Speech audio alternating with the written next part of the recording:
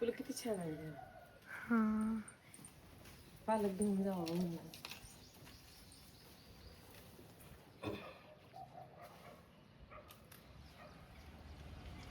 पालक किती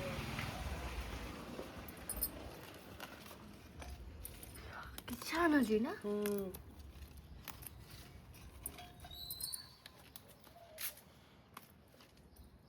आज काय करणार आहेस? पालक पनीर म्हणलं, जास्त दिवस झालं बनवलं नाही ना पालक पनीर. हा म्हणलं आज तीच बनव, है की नाही.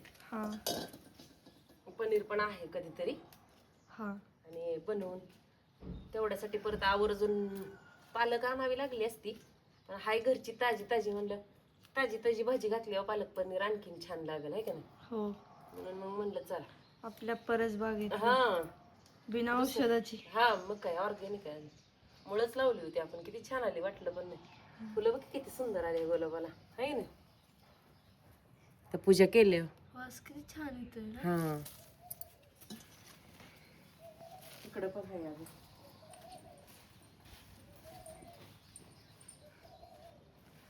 थोडी थोडी इकडे तिकडे ही हा केली. बघ की, तेवढीच का होईना पण झाले आपल्याला.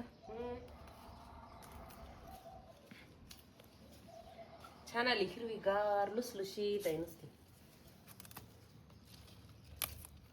वा, छान आहे आमची पालक.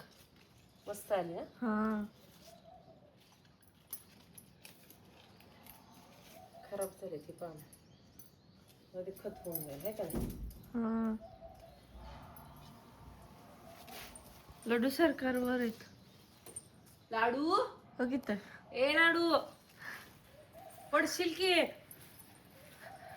ए लड्डू, लाडू आधीच पायाला लागले. ए खाली ये. लड्डू.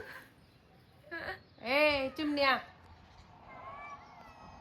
बाळा खाली ये. पायाला लागले की नाही. हे बघ फुल आले. हे बापरे, बघू.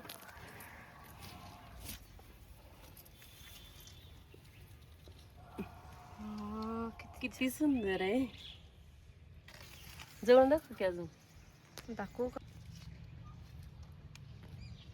आत बघ की शेड आहे त्याच्या वेगळं. पिंक. छान आहे ना. हो, भरपूर कळ्या आलेत त्याला, पाणी दिलं ना भरपूर, जरा चटका बसला होता.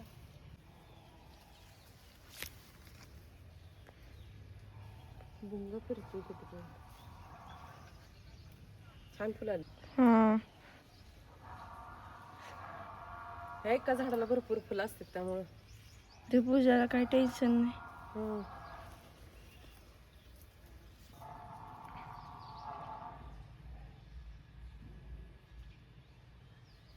भरपूर फुलं आहेत.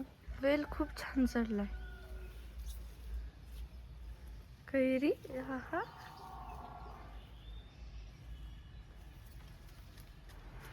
काय दिसत आहे अण्णा. हॉटेलपेक्षा भारी क्रीमी आणि टेस्टी पालक पनीर आज घरच्या घरीच बनवला होता.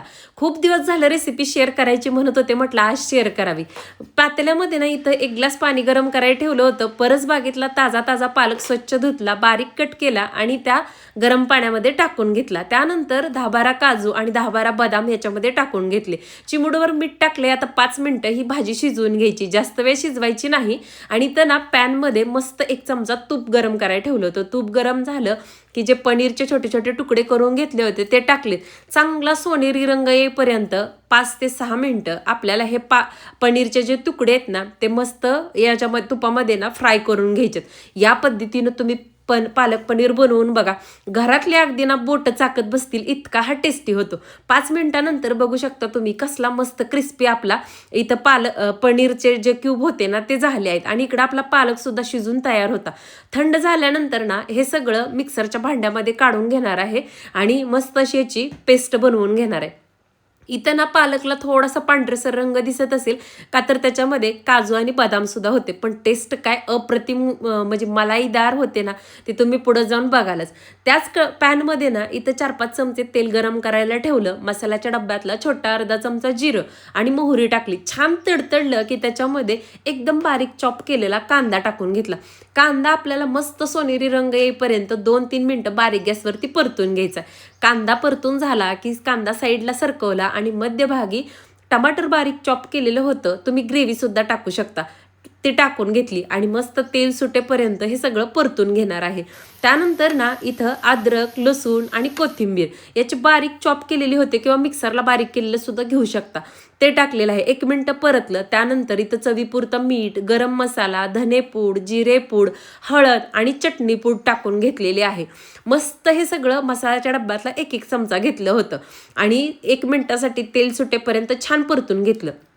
या पालकच्या प्युरीमध्ये ना थोडंसं कोमट पाणी टाकलं, कारण खूप घट्टसर अशी आपली प्युरी झालेली होती आणि जे काही आपलं गॅसवरती सगळं भाजून घेतलं होतं ना त्याच्यामध्ये पालकची प्युरी टाकून घेतली.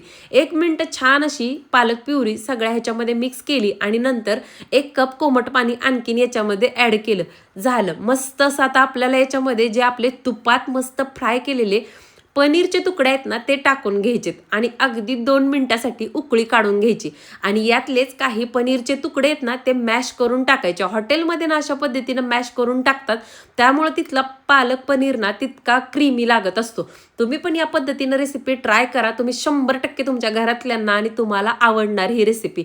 मस्त असं 2-3 मिनिटं उकळी काढल्यानंतर इतका भारी सुगंध आपल्या किचनमध्ये सुटला होता ना. आणि आता याच्यावरती बारीक कट केलेली थोडीशी कोथिंबीर टाकली आणि तुम्ही बघू शकता आपल्या पालक पनीरला कसला मस्त रंग आलाय आणि क्रीमी टेक्स्चर सुद्धा आलंय.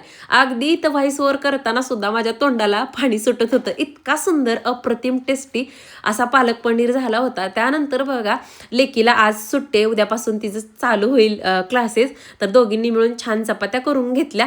तर तुम्हाला आवडली का आजची रेसिपी? आवडली असेल तर प्लीज लाईक करा आणि कमेंट करून सांगा तुम्ही कशा पद्धतीनं पालकची पनीरची रेसिपी बनवता. इथं आहो सुद्धा जेवणाची वाट बघत होते, कारण त्यांना पण पालक पनीर खूप आवडतो. नंतर भेटू अशा छानशा व्हिडिओ सोबत.